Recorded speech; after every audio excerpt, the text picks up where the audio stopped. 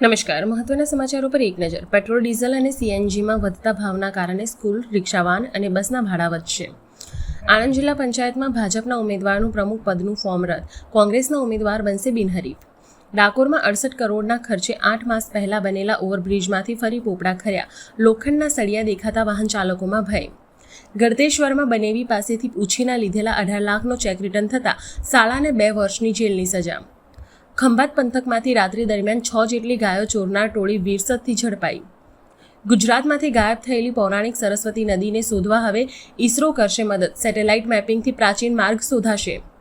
સુરેન્દ્રનગરમાંથી ઝડપાયો નકલી DYSP. AI વડે બનાવેલા પોલીસ યુનિફોર્મવાળા ફોટાથી લોકોને ઠગતો હતો સોહિલ ખાન પઠાણ. આઈપીએલને મળી ગઈ પ્લે ઓફની ટોપ 4 ટીમો. આવતીકાલે ક્વોલિફાયર 1માં આમને સામને ટકરાશે આરસીબી અને ગુજરાત ટાઇટન્સ. કર્ણાટકમાં સુપ્રીમ કોર્ટનો ફેક ઓર્ડર બતાવી આજીવન કેદનો ગુનેગાર જેલમાંથી મુક્ત થયો. 8 વર્ષ બાદ કૌભાંડ ખુલતા એફઆઈઆર નોંધાઈ. વૈશ્વિક અર્થતંત્રને મળશે મોટી રાહત. આગામી 30 દિવસમાં ખુલી જશે હોર્મુઝની ખાડી. ઈરાન અને અમેરિકા વચ્ચે ઐતિહાસિક સમજૂતી નક્કી.